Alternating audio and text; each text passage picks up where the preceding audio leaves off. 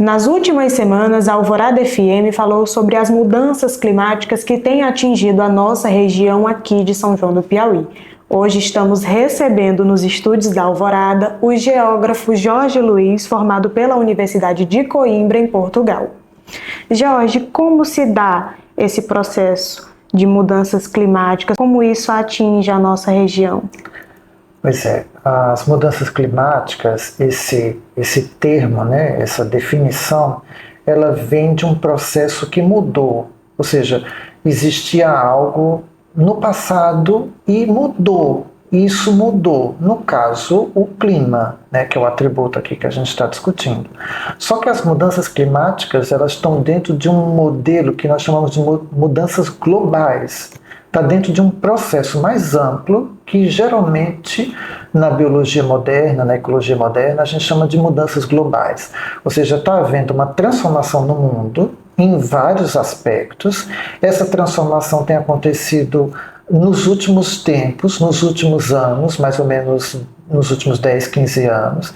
E essa transformação tem acontecido de forma acelerada, trazendo muitos impactos. Como ela está sendo diferente do passado, das transformações do passado, se convencionou chamar mudanças globais. Mudança global são as últimas mudanças pela qual o planeta vem enfrentando. E dentro dessas mudanças você tem a mudança do clima. No caso, um atributo específico, o clima. E aí nós chamamos mudanças climáticas. É uma mudança acelerada, trazendo muitos impactos no âmbito climático nos últimos anos. Então, esse processo nós chamamos de mudanças climáticas. Então, a mudança climática ela é um subconjunto, um subatributo dentro da mudança do mundo, das mudanças globais, vamos dizer assim. Principalmente nessas regiões semiáridas, a gente vem sentindo cada vez mais, principalmente em atividades básicas do dia a dia. Por que isso tem acontecido? Pois é.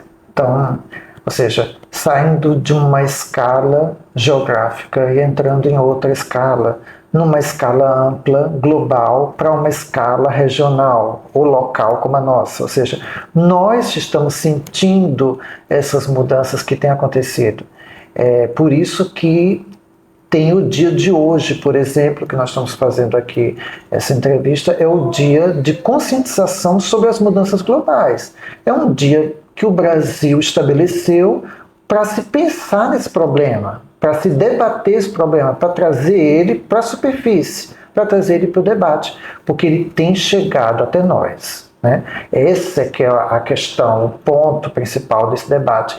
É uma mudança sentida. Nós temos sentido ao nível local, nas escalas locais, de cidades, por exemplo, como a nossa em São João do Piauí. Então nós estamos passando por determinadas características, determinados aspectos aqui na cidade que dão a entender, trazem indicativos de que isso vem de uma outra escala.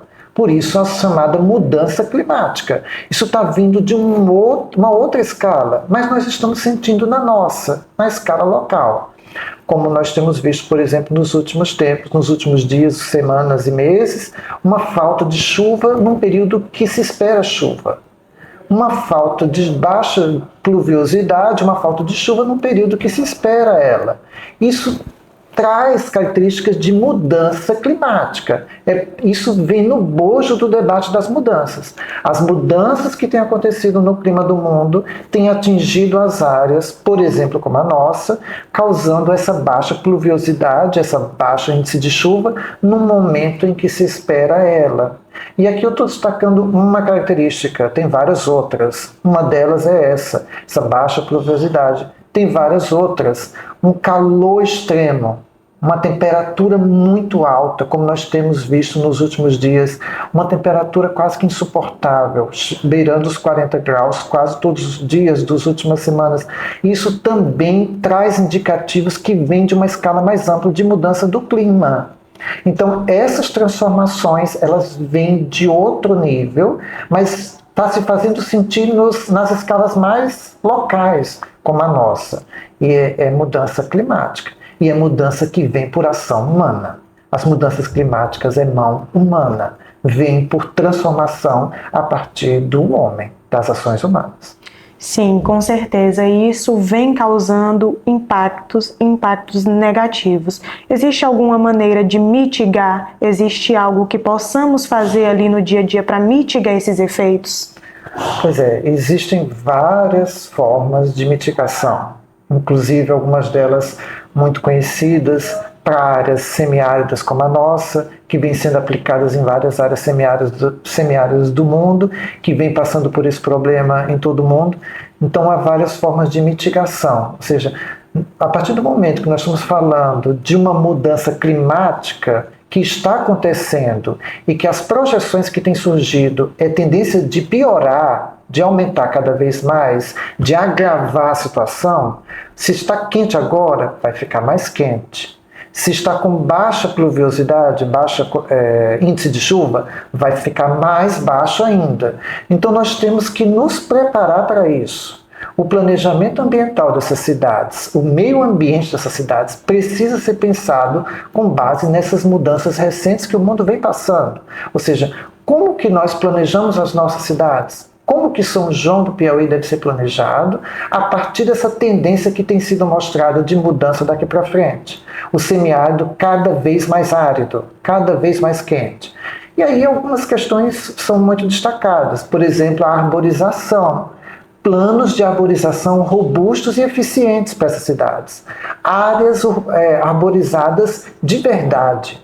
Não indivíduos isolados de algumas espécies vegetais em alguns canteiros pela cidade. Não é suficiente. É preciso um plano robusto de arborização que contemple toda a cidade, de forma que a cidade esteja com várias áreas arborizadas. Quanto mais arborização, quanto mais robusta e substanciosa essa arborização for, mais preparada a cidade vai estar para combater as mudanças climáticas. Isso é um dos exemplos. Outro exemplo de combate é evitar plantar espécies de fora, espécies introduzidas, buscar uma plantação com espécies nativas. Nós estamos num cenário de caatinga, num cenário de semiárido. Há várias espécies nativas da caatinga que funcionam perfeitamente para essas áreas, inclusive espécies arbóreas. Muitas pessoas pensam que a caatinga não tem uma estrutura florestada de árvore que produza sombra. Tem vários, tem o jatobá, tem o angico e várias outras, né, que a gente poderia dar como exemplo aqui. Então, buscar essas espécies, buscar espécies eficientes para essas zonas que estão passando por mudanças climáticas, para essas cidades do semiárido passando por esse problema, como uma forma de combater isso, né, e evitar a introdução de espécies de fora. E aí eu destaco aqui, para quem estiver acompanhando, há uma espécie muito perigosa que tem sido introduzida aqui nas regiões, que é o nim. O nim é uma espécie arbórea, uma árvore que foi trazida da Ásia. Muitos dizem que é indiano, ele que é da Índia. Mas essa introdução tem acontecido de uma forma que tem trazido problemas para a biodiversidade e para os ecossistemas daquela região que ele está sendo introduzido. Então, é um dos alertas mais importantes que eu quero deixar aqui, do ponto de vista de mudanças climáticas. Evitar a introdução de espécies que são de fora. Muitas dessas espécies acabam trazendo problemas graves para os territórios. E territórios como o nosso, semiáridos, que já são conhecidos pela fragilidade deles, pela vulnerabilidade. Nós estamos numa área extremamente vulnerável no contexto brasileiro, americano, neotropical do mundo. Ou seja, uma área extremamente vulnerável, destacada por déficit hídrico, por estresse climático. Então, é preciso ter atenção, cuidado com a plantação. Eu falei do plano de arborização antes, mas esse plano precisa ser pensado. Não é qualquer espécie e não é qualquer exemplar, indivíduo que tem que estar ali. É preciso tomar muito cuidado, sobretudo com esses que vêm de fora. Ou seja, buscar fazer um plano com espécies nativas. E um terceiro ponto que eu destaco é a criação de parques. A arborização é uma coisa, um plano de arborização, contemplando esses corredores pela cidade, isso é um ponto. Outro é a construção de parques com caatinga, com vegetação de caatinga, sobretudo arbórea, nos centros, nas bordas, nos contextos da cidade, que são cheios de concreto, ou seja, ao redor, ou seja, buscar uma criação de parques na cidade, de caatinga, de espécies da caatinga que possam ser eficientes para produzir sombra e, com isso, diminuir os efeitos das mudanças climáticas aqui para o nosso território. Avaliando a cidade de São João do Piauí, você acredita, com a sua experiência, que um plano de arborização bem desenvolvido seria capaz, sim, de mitigar esses efeitos? Seria capaz, com certeza. Não só sei disso, mas é certeza, porque ele tem funcionado em vários lugares do mundo com situações de semiárido como aqui. Desertos americanos, por exemplo, funcionam muito bem, não passam por tantos problemas, até piores do que nós aqui, porque realmente zonas desérticas. Tem uma situação de estresse climático muito pior do que aqui, mas possuem áreas arborizadas pelas cidades inteiras. Há planos de arborização robustos, sustentáveis, que buscam a conservação daquele bioma, daquela vegetação que eles possuem e também a sustentabilidade daquela área, né? Então eu estou dando um exemplo aqui dos Estados Unidos, mas há várias áreas semiáridas pelo mundo com estratégias eficientes de arborização. Então funcionaria aqui também, pode funcionar, né?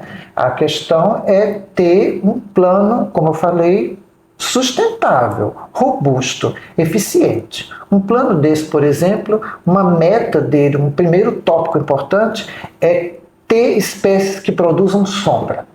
Não tem como ter qualquer indivíduo ali isolado por estar ali. É preciso haver um plano mesmo eficiente, um estudo eficiente para ver a qualidade do dossel. O dossel é a produção da sombra, é a copa da árvore. Então, ele precisa produzir sombra. Ele precisa produzir sombra. E há várias espécies da caatinga eficientes nesse sentido. Então, pode dar certo, com certeza, e é preciso cada vez mais estar focado nisso, pensar nisso. As prefeituras, não só aqui em São João, na nossa cidade, mas ao redor, aqui no território Serra da Capivara, João Costa, Coronel José Dias, São Raimundo Nonato, todas passam pelo mesmo problema. Todas ainda não estão pensando nisso, na questão das mudanças climáticas e nos planos de arborização. É preciso, cada vez mais, essa preocupação com esses temas. Observando esse cenário, a gente percebe mesmo uma certa despreocupação por parte dessas autoridades. Avaliando o cenário em que estamos vivendo, o que você acredita que pode vir a acontecer caso medidas não sejam tomadas? É uma ótima pergunta. Eu acho assim que se não forem tomadas medidas urgentes, é como a gente acabou de conversar, discutir, né? Não está sendo feito nada. Estão fazendo coisas que vem fazendo já há muitos anos, mas não tem algo preocupado com a mudança, preocupado com o mundo hoje, ou com o Brasil hoje, ou com o semiárido hoje. Eles estão continuando com seus planos, com os projetos como foram definidos, mas nada preocupado com essa questão importante que é o centro aqui do nossa entrevista, nosso debate. Então, se não houver essa preocupação, se não houver esse alerta, se não acordarem, vamos dizer assim, para isso, esses políticos e a sociedade, provavelmente vão sofrer muito com as consequências. Já vem sofrendo muito, cada vez mais nós temos visto as pessoas se queixando do tempo, o calor excessivo, a falta de chuva e achando estranho. Por que acha estranho? Porque não conhecem.